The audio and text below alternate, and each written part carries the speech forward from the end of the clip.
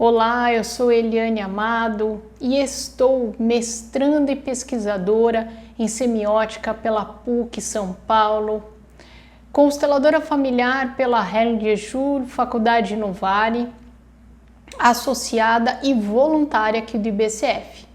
E eu vou ser a responsável por entrevistar pessoas muito especiais, de saberes diversos, que vão contribuir com o seu olhar, com os seus conteúdos na nossa reflexão. E hoje eu gostaria de inaugurar esse quadro com uma pergunta: como eu vejo o mundo? Será que a forma como eu vejo o mundo é igual à forma como você vê o mundo? Embora o mundo se pareça ao mesmo para todos, será que quando a gente se refere à mesma coisa, nós estamos visualizando, nós pensamos da mesma forma? E essa é uma pergunta, né, e uma questão, vamos colocar assim, que a ciência se debruça a esse pensar. E quando eu falo em ciência, eu não estou falando dessa ciência que é bem usual, usada normalmente na academia.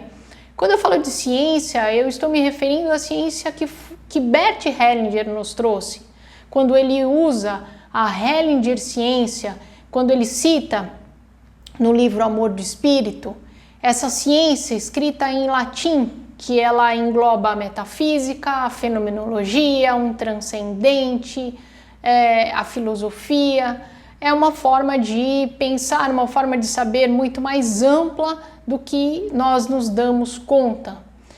E fazendo essas reflexões, eu resolvi trazer um autor para falar de ciência, que ele é muito usado, com certeza você já deve ter ouvido falar dele, que é o Thomas Kuhn. Então, Thomas Kuhn, ele tem um livro chamado A Estrutura das Revoluções Científicas, e que esse livro ele fala sobre a história da ciência. Esse filósofo, desse livro, entre tantas coisas que ele coloca, tem algo muito especial e que nós usamos muitas vezes de uma forma sem a gente se dar conta, como se fosse um mapa oculto, que é o paradigma. Então eu queria falar um pouquinho aqui sobre esse paradigma e depois vamos falar um pouquinho mais especificamente o caminho que ele traz nesse livro a respeito da ciência. Então, primeiro ele vai falar que o paradigma ele dita a nossa visão de mundo. Olha o quão importante ele é. Ele vai ditar os conceitos fundamentais, ele vai falar sobre quais são as regras, ele vai falar sobre princípios metodológicos e também ele vai falar sobre uma agenda de problemas que devem ser tratados. E falando da ciência, né, vamos colocar uma concepção de ciência. Essa ciência, ela se dá em diferentes fases da história, ao longo da história, como se fosse uma estrutura aberta, e ela começa com a pré-ciência, que é essa pré-paradigmática, ele dá esse nome, depois entra numa ciência normal, depois ela vai para uma crise, acontece uma revolução, aí novamente tem uma pré-ciência, uma nova ciência normal, uma nova crise, uma nova revolução, e assim as coisas vão seguindo. Então, eu vou falar um pouquinho, resumidamente, sobre cada fase, para que vocês consigam acompanhar o meu pensamento. A fase da pré-ciência, ou o que ele chama de fase pré-paradigmático, seria um acúmulo caótico de dados. Não tem uma aceitação generalizada das pessoas, é necessário um esforço muito grande, com muita explicação e muitas justificativas, conceitos, métodos, técnicas e pressupostos. Então, essa é uma fase conturbada, meio agitada, digamos assim. Passado essa fase, nós vamos para o que ele chama de ciência normal. Nessa fase, quando adentramos essa fase da ciência normal, é quando se adquire o paradigma que eu falei anteriormente. Ou seja, todas essas teorias que na fase anterior foram conturbadas, foi feito muito esforço, agora elas são aceitas e agregadas aos fatos. Ou seja, quando adquire um reconhecimento por parte dos pesquisadores. Então, a ciência normal é quando, passada uma fase conturbada, e os pesquisadores aceitam esse paradigma, aceitam esse esforço e tem um reconhecimento por parte deles.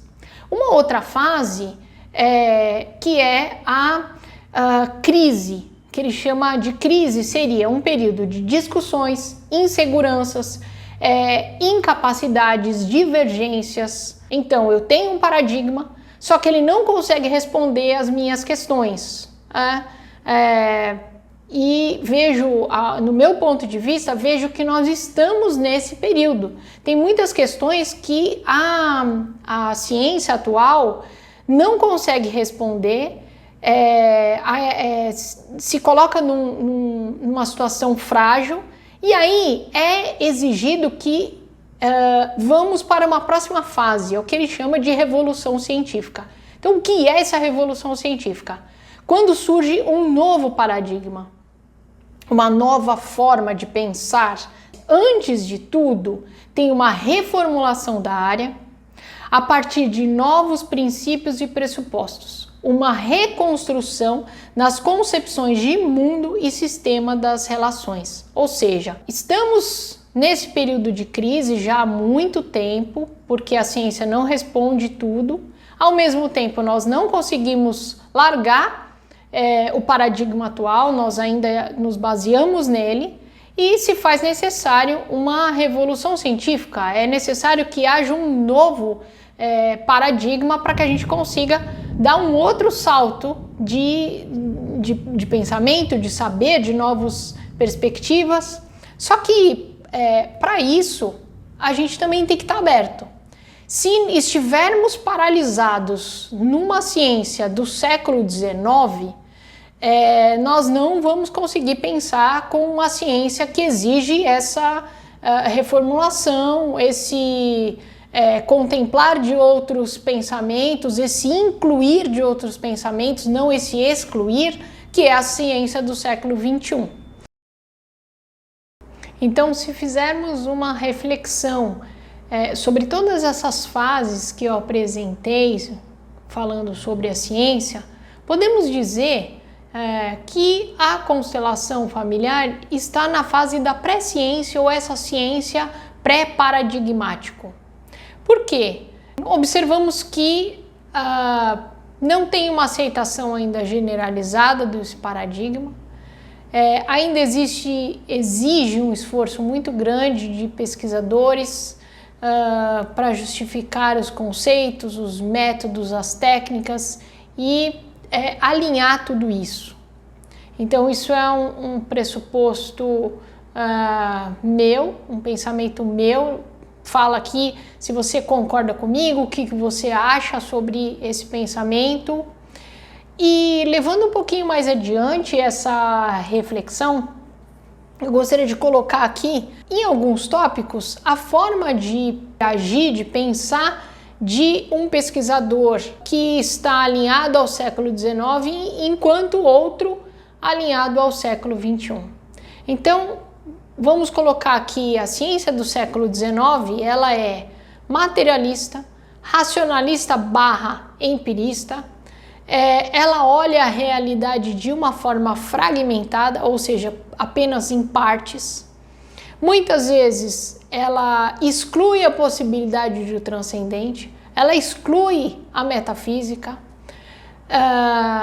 ela também, em alguns momentos, ela chega a negar o seu objeto de estudo, ou seja, ela traz explicações desqualificadoras, como explicações sobre dissonâncias cognitivas, ela não contempla incluir uma outra possibilidade, ela já vai negar. E a ciência do século XXI, por outro lado, em primeira instância, ela exige que um pesquisador tenha uma humildade acadêmica. Ou seja, por mais que ele se esforce, por mais que ele faça toda a sua pesquisa, essa realidade ainda ela é incompleta.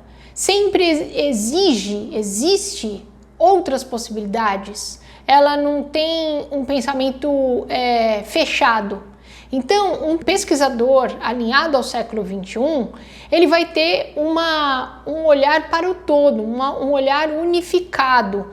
Ele vai olhar a realidade de uma forma integrada.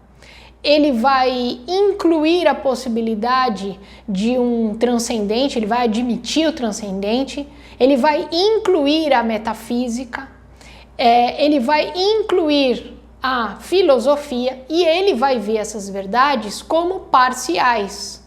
Tem um pensador que eu gosto muito, um filósofo, que é o Ken Wilber, que ele tem a abordagem integral ou metateoria integral, como ele chama, e ele contemplou através de um mapa todos os saberes para estudar o ser humano em profundidade. Então ele coloca isso, né? Todas as verdades são certas, porém parcialmente certas. E tem uma outra questão que eu não sei se vocês acompanham alguns termos, né, que eu queria trazer aqui também, que é a pseudociência e o cientificismo. Quem está com o pensamento do século XIX, ele vai acusar o outro, isso é uma pseudociência. E, ao contrário também, quem está no pensamento do século XXI vai acusar aquele do pensamento do século XIX como um cientificista. Então, levando essa reflexão mais além, que essa é a proposta aqui, de verdades parciais, temos que ver que a ciência do século XIX ela não pode ser totalmente descartada, mas ela precisa ter um salto a mais para essa ciência do século XXI. Ela precisa se permitir incluir algumas coisas, uma vez que ela não está conseguindo trazer todas as respostas necessárias, ela está excluindo algumas possibilidades. Então, fica aqui essa reflexão de qual lugar da constelação é ciência, não é ciência. Então, essa reflexão de visão de mundo, como se enxerga o mundo e como seria o mais inclusivo, o mais adequado, para que todos os saberes tenham o seu lugar, o seu espaço e sejam respeitados de uma forma igualitária.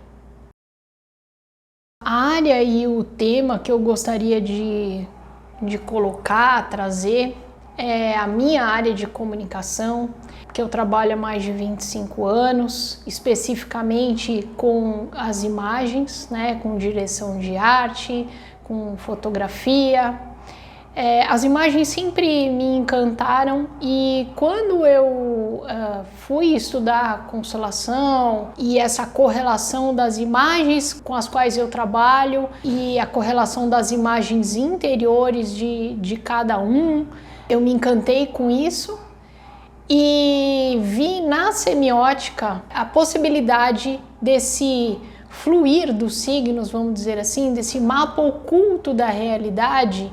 Como se comporta essas imagens, as quais eu sempre vi na minha realidade, né, como publicitária, e como essas imagens internas na constelação, quando falamos da solução através das imagens internas, enfim, toda essa correlação para mim é muito rico o pensar desta forma. Para isso, quando tudo isso reverberou dentro de mim, muitas questões vieram por trás. Então, como acontece a comunicação na constelação familiar e que tem uma resposta através da própria comunicação. Atualmente, quando a gente estuda a constelação familiar, a resposta mais conhecida é através dos campos mórficos, né? Através da biologia, pelo Rupert Sheldrake, que também é uma hipótese. Essa é a explicação mais comum, né? Ou se fala da física quântica, que eu particularmente não me permito dar esse tipo de explicação, eu prefiro me restringir à minha área de comunicação, para que eu não fale algo invasivo a uma outra área. Essa era a minha preocupação, como eu poderia entender a comunicação que acontece na constelação familiar através da própria comunicação. Isso era uma das minhas perguntas.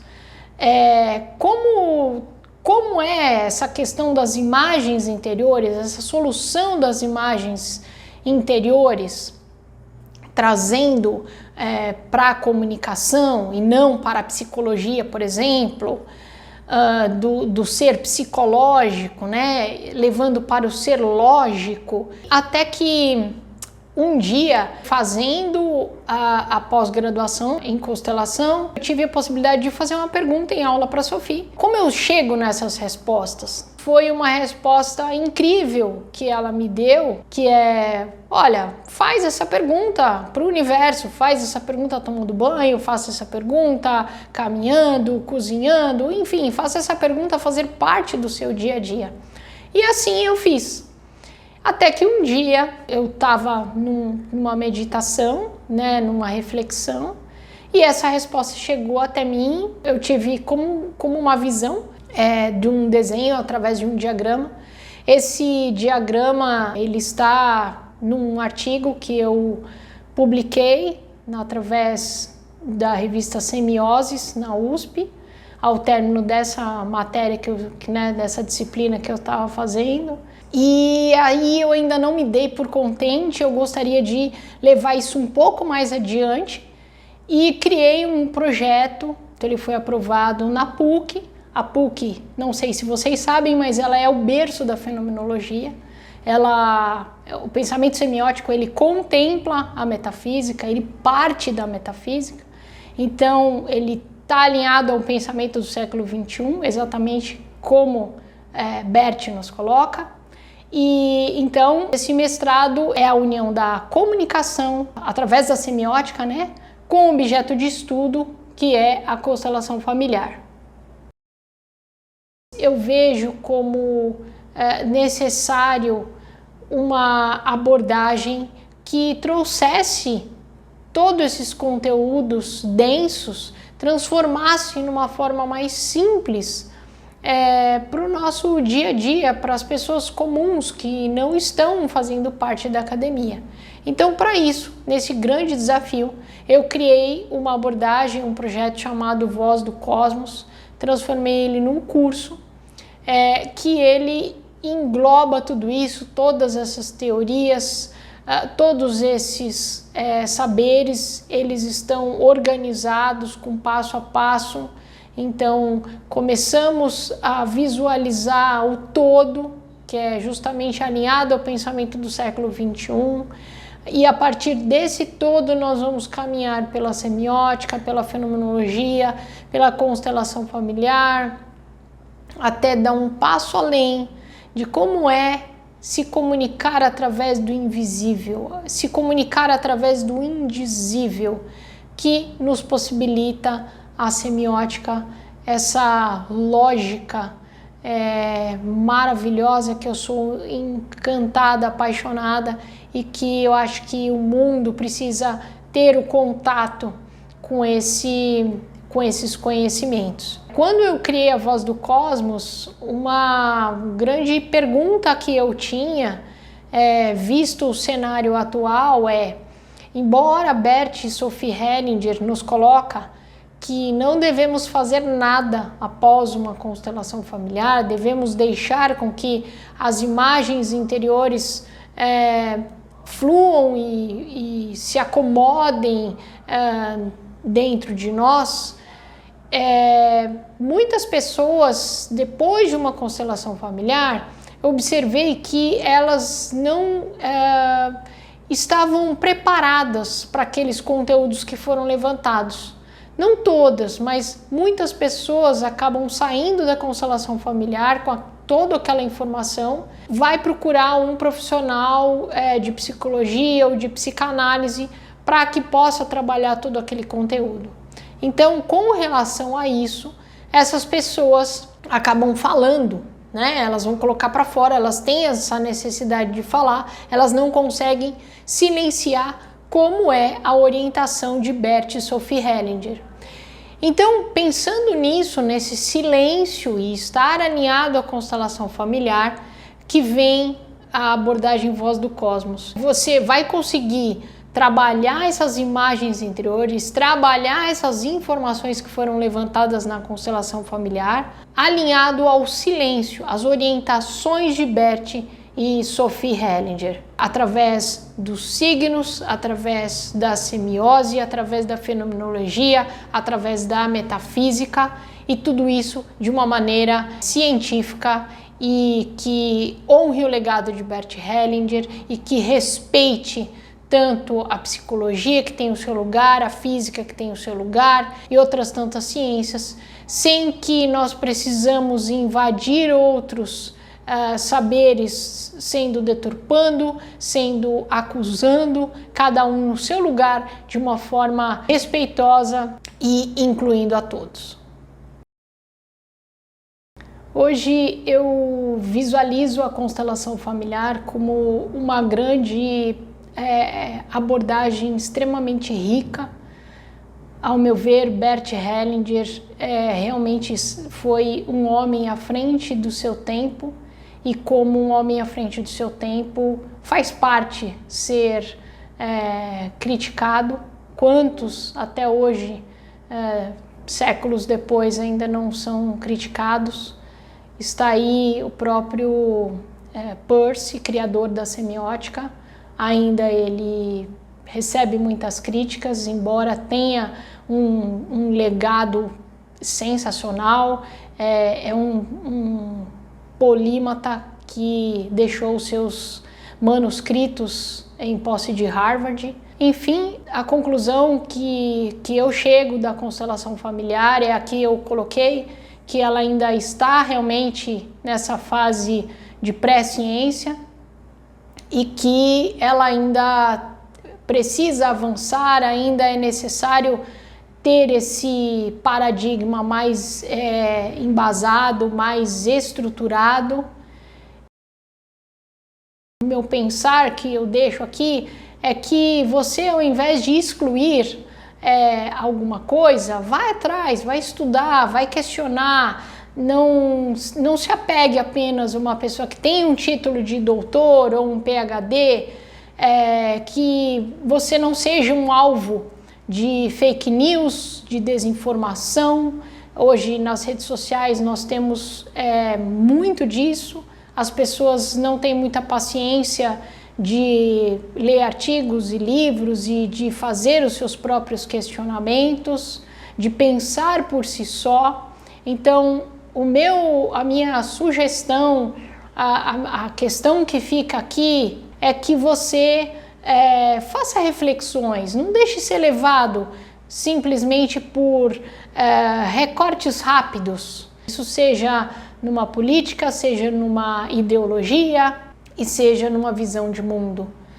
Eu agradeço a oportunidade de estar aqui e estou sempre aberta a novos questionamentos. Até mais!